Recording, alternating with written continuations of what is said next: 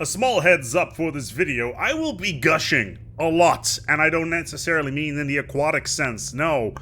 This ship set looks amazing. This is probably the best work that the team has done, the Stellaris team, since Lithoids. It is beautiful. So what I understand is that the development of Aquatics has kicked off quite some time ago already. Basically, back in February, from what we understand from one of the producers at Paradox Interactive, they spent about 6 weeks on pre-visualization. So basically, setting up all the basic items that are for this particular ship set. And what does that actually entail? Where do you go from here? How do you go from this semi-final product that looks absolutely gorgeous? How do you end up there? Like, that's the real question that we're going to be asking ourselves, as well as some of the final results. So what's very important to know when it comes to the pre-visualization process, and I'm speaking as somebody who works in the games industry these days, is that you're looking at quite a lot of different things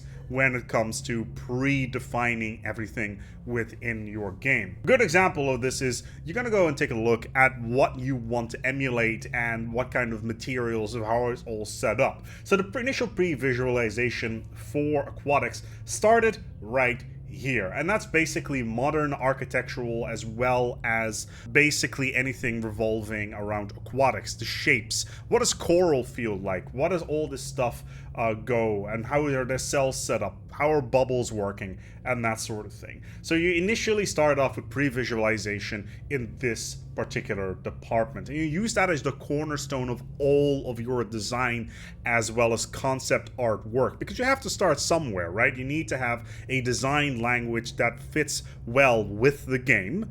So it fits within Stellaris, so it's a ship. It needs to be constructed by an intelligent species, but it also needs to feel something that is from the ocean, while at the same time not being similar to anything that is already within the game. And that is a real challenge because the molluscoid species are already relatively bulky and rounded. So what kind of association do you attach to that?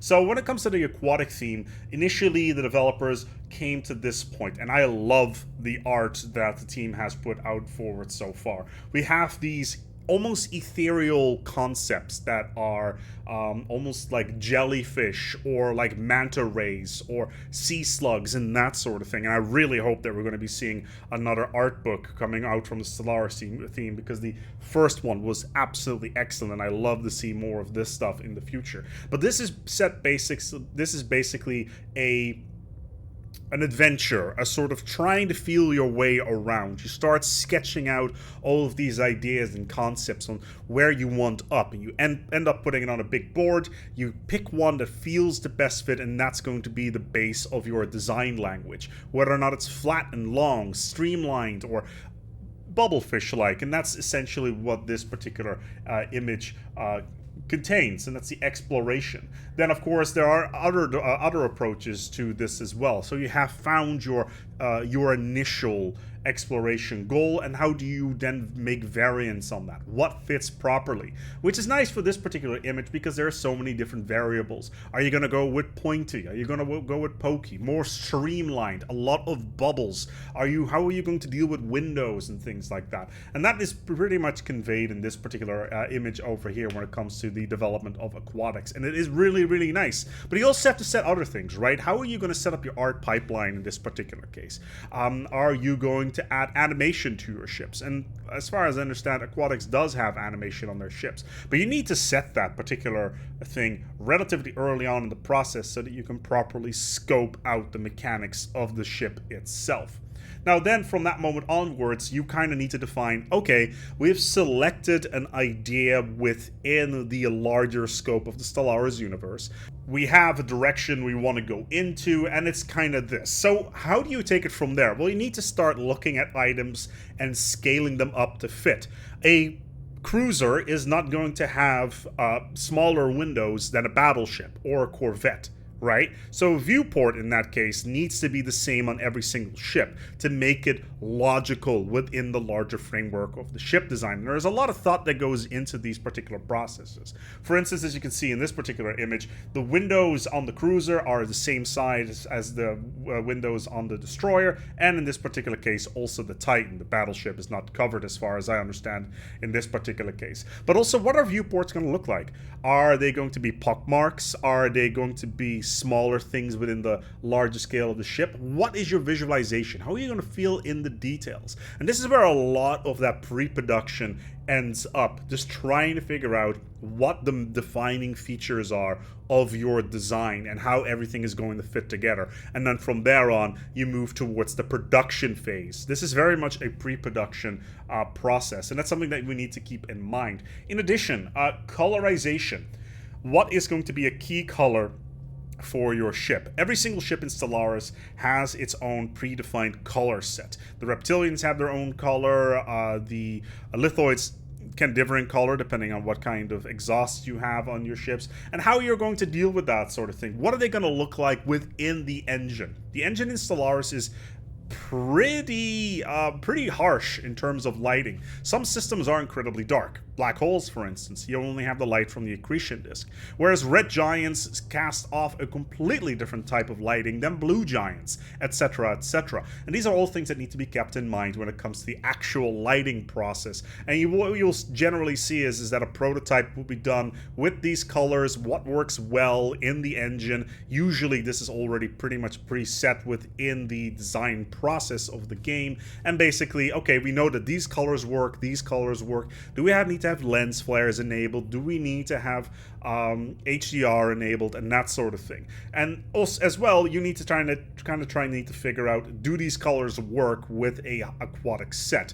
What kind of direction do we want to go into? So you kind of want to explore that process as well. And then you get to the process where you are going to take a look at your materials. You need to select your materials and basically prefab them and say, okay, these are the materials that we're going to be working with. For those of you who don't know what materials are, basically within any visual design process, whether or not you're working with, say, like Blender or Unreal or anything like that, you will need to have materials that are being represented on your surfaces. And of course, you can look at processes on what do they look like in a square, what do they look like on a cylinder, what do they look like on a ball shape, and then transition that into your model and see how they all work together as a whole. So you want to explore that process relatively early on and then stick to the materials that you have and continue along those lines. And then of course you have the problem, and specifically in Stellaris, is your class designs.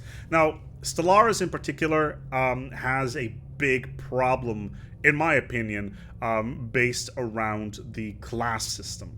Now, for those of you who don't know, classes is basically the front section, the middle section, and the aft section. Frigates, corvettes have, or at least the smaller ships, only have 2 sections, and as soon as you get to cruisers, they go to 3. And I think Titans have even 4, but I need to take a deeper look into that. And this is something that came in extremely early in the design process of Stellaris. I've worked on the game at one time or another, and this is one of the very first things that came up in the design process, and is a core functionality within the ship's design, and they will never go away from this. It will always be a multi-stage process that is laid out like this. And as you can see here, the triangles and the trapezoids basically illustrate what a ship core looks like, and you need to build your actual ship skin or ship model around that. And you need to work with, okay, we're going to put a missile turret on this one. This one is a hangar bay. What does a hangar bay look like on an aquatic ship? Right? So these are things you need to think about. This is maybe something only a few people are going to be using, but it's still defined in the game's language, and that's something that is really important to properly define. What does a strike cruiser look like? What does a tachyon battleship look like? There's many models within the game that have very different approaches to these sort of things. For instance, the humanoid shipset, the lance bow has a giant gun on it to make sense, to make it sense for the lance, obviously. But in other ways, you can also put something stumpy on there to make it a big gun. Sometimes you want 2 hard points, sometimes you want 3 hard points, sometimes you only want 1, and these are all things that need to be taken into consideration. What kind of space does this particular gun need in order to function properly within the game? Now, unique characteristics, of course, are really important, and that's kind of where you get to the moving side of things. Now, for instance, the science ship, there's a bunch of things that are going on here. The science ship, I believe it's the one in the middle here, is all rings, and that's really cool. But do they turn? I think yes, actually. The rotating circular design element is in there, and how that's going to look in-game is something that we need to take a look at once the actual game comes out. But it's visually so striking. I really, really love this idea.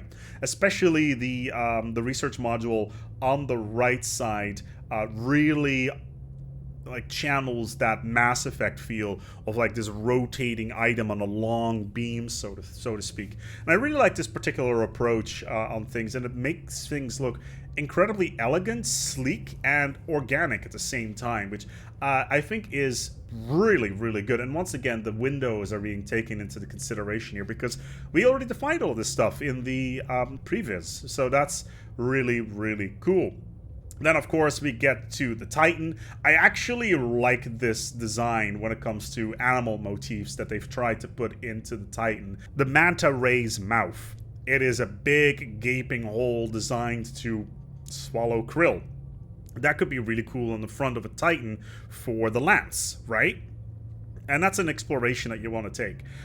That's something that the developers did there, because it really syncs with animalistic designs that you would see in the sea, like giant krill eaters and that sort of thing. I don't think this actually got into the final version, but yeah, apparently the leftmost version, the Manta, is actually part of the construction ship. But yeah, I didn't get into the game, but it's still a really, really nice approach. Then we have the Colossus, and the Colossus is amazing because why? It's got naughty tentacles.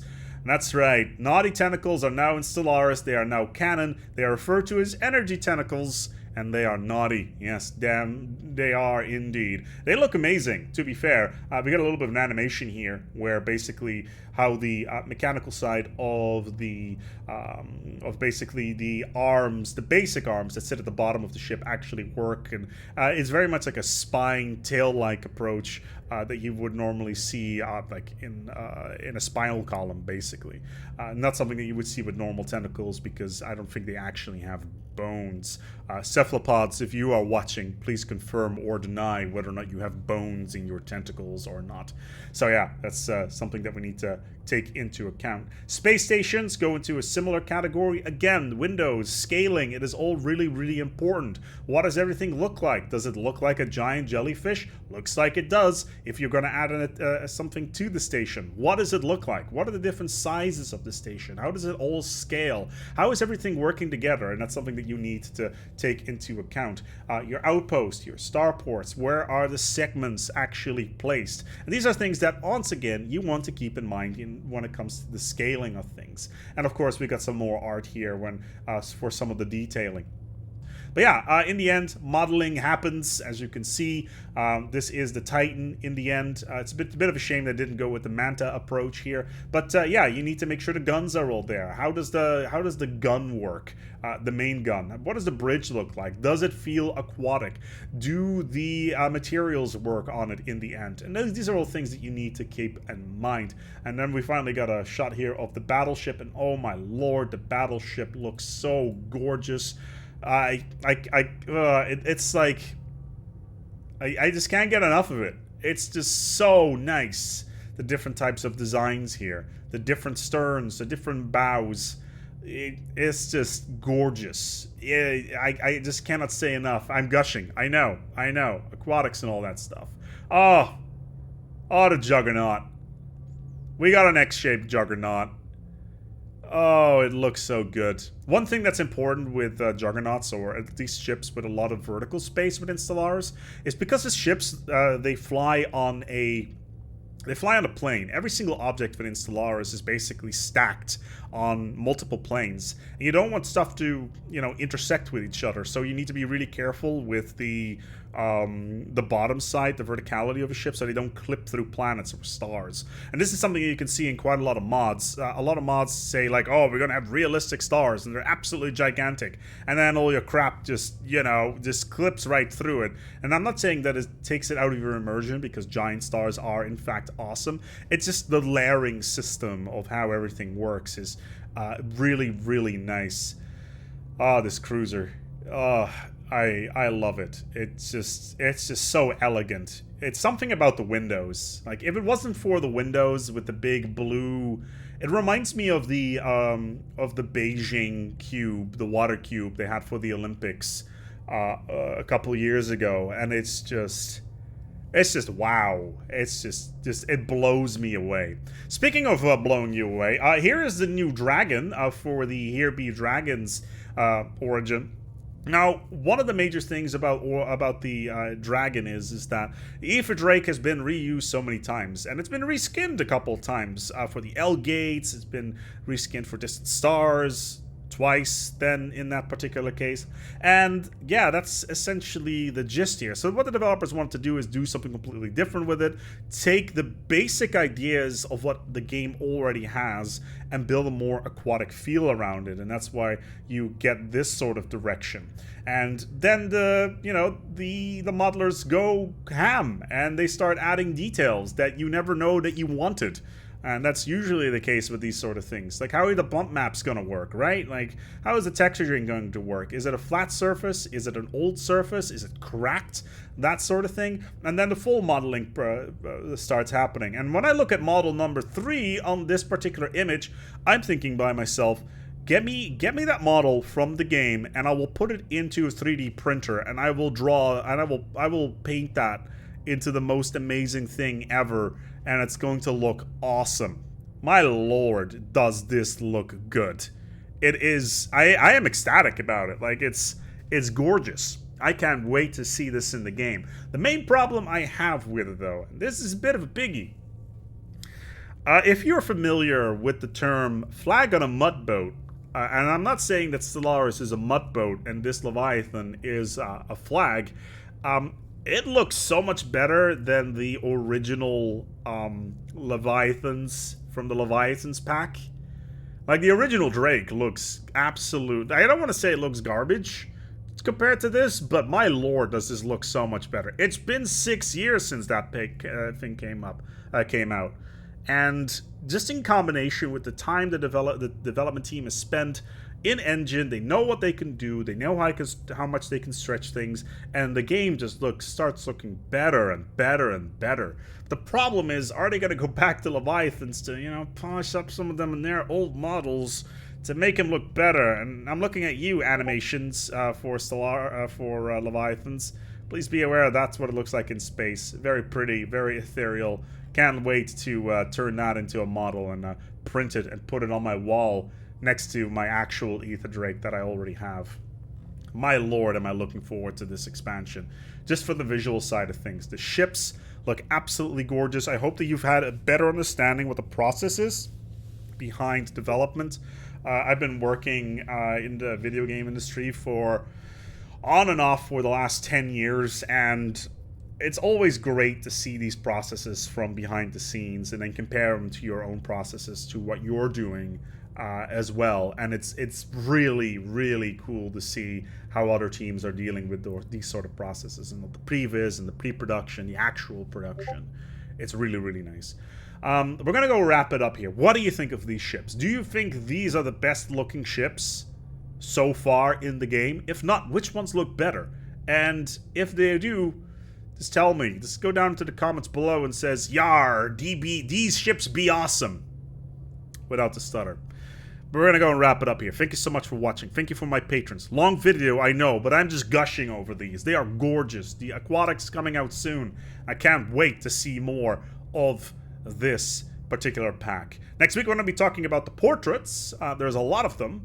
Let's hope that they translate just as well to the screen as these absolutely gorgeous ships. In addition to that, I hope these ships don't look like crap inside of the light engine, because that would make me super sad. Until next time, take good care of yourselves, and as always, each other.